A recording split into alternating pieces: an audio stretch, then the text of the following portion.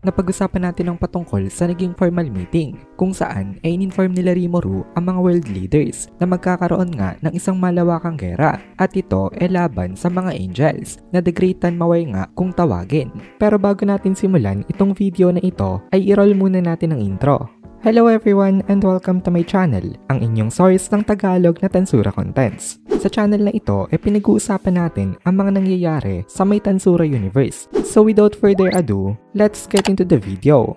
So, nung inisuggest nga nitong si Lester na mag-hold ng evacuation drills ay naging full support itong mga naandito. Kaya na-relieved itong si Rimuru. Napaka-smooth ng kanilang naging meeting. Ito daw siguro ay dahil carefully selected lang itong mga naandito. Wala silang isinaling bobo, kaya wala nagrereklamo. Bawat isa sa kanila ay capable enough para i-assess ang kanilang situation. Then nagsalita itong si Lester. Sabi ni Lester ay mukhang nag-alala daw itong si His Majesty Rimuru sa decision ng kanilang council. Pero wala naman daw dapat na ipag-alala dito dahil wala daw makakakontra laban kay Testarossa Dono. Mukhang maigpit pala ang kapit sa mga ito nitong si Testarossa kaya madali na mag-announce kung anong gagawin nila. Pero wala namang angal itong Western Council dito kasi sila rin naman talaga ang magbe-benefit sa may order nitong si Testarossa dahil ang utos nga nitong si Rimuru sa kanya ay ang alalahanin ang kapakanan ng mga humans. Na-impress itong si Veriard at sabi niya ay hindi niya pa daw ito namimit pero mukhang napaka-remarkable daw nitong si Testarossa Dono. Dan dito na natapos ang kanilang naging meeting. Papaalis na dapat itong mga nandito pero meron palang nakalimutan na i-announce itong si Rimuru kaya ini-announce niya ito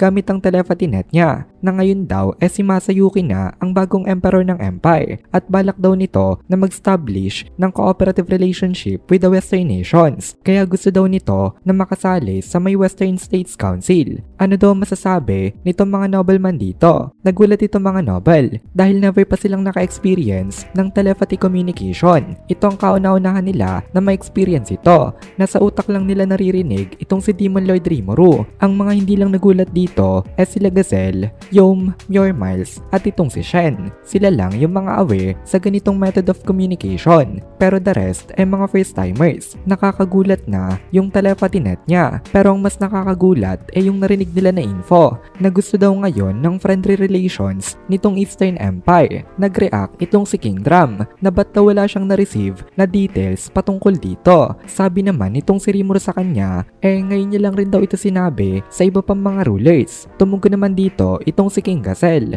na pati daw siya hindi pa rin nasasabihan nitong si Rimuru pero meron na rin daw siyang idea kaya ito daw parang naging confirmation na lang sa kanya. Pero ang nakakapagtaka daw dito yung reaction nitong si Yom kasi hindi man lang ito nagulat sa decision nitong Eastern Empire kaya tinanong ito nitong si Rimuru kung may idea na daw ba ito dati.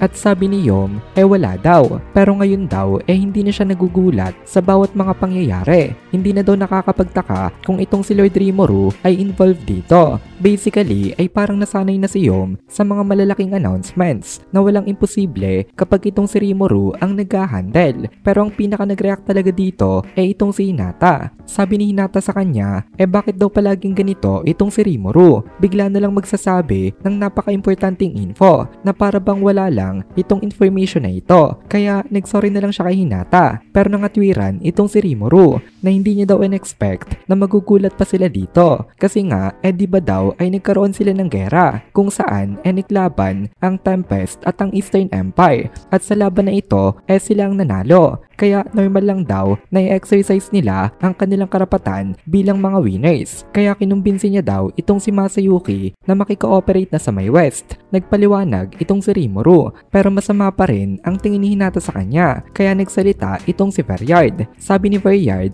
tama daw itong si Lord Rimuru. Wala daw itong kasalanan. Ang may kasalanan daw dito yung mga tao kasi hindi man lang daw nagtanong itong mga ito patungkol dito. Then nagtinginan itong si Veriard at Hinata.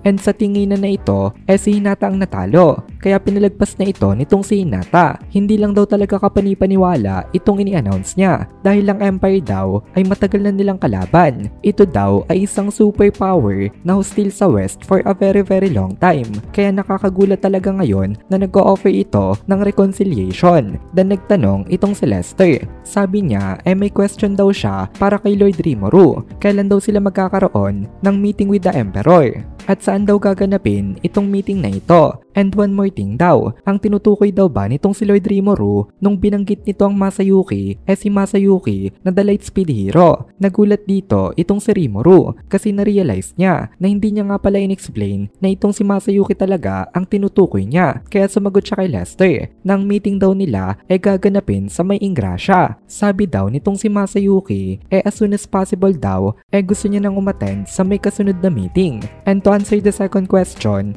tama daw itong si Lester. Itong si Masayuki daw na tinutukoy niya kanina ang The Chosen Hero. Recently daw nakoronahan na kasi bilang emperor ito. As soon as matapos na sagutin ito nitong si Rimuru nagpalakpakan itong mga tao. Talagang namangha sila sa ginawa nitong si Masayuki dahil ang dating sa kanila si Masayuki ang dahilan kung bakit wala ng gera laban sa may empire. Lahat daw possible para kay Masayuki sama. At finally dito na natapos ang kanilang meeting. Nagsiuwian na itong mga nobleman na naandito at bumalik na rin sa may daily lives nila itong sila Rimuru. Marami na silang nagawa ng mga preparations pero nagpe-prepare uli sila para sa may next council meeting. Nagaganapin nga sa may Ingrasya. In 2 weeks daw gaganapin na nila itong meeting na ito. On the surface, na-achieve na ni Rimuru ang unification of humanity dahil ngayon iisang pwersa na lang ang mga human beings. Wala nang currently na nangyayaring gera ng mga humans ang naglalaban-laban. At dito na muna natin tatapusin itong video na ito. Kung nagugustuhan mo itong mga videos natin, ay please consider joining the membership para mapanood mo na agad ang mga kasunod na part dahil palaging advance ang ating mga members. Also, ay please consider leaving a like at mag-comment ka na din para ma-boost naman tayo ng algorithm.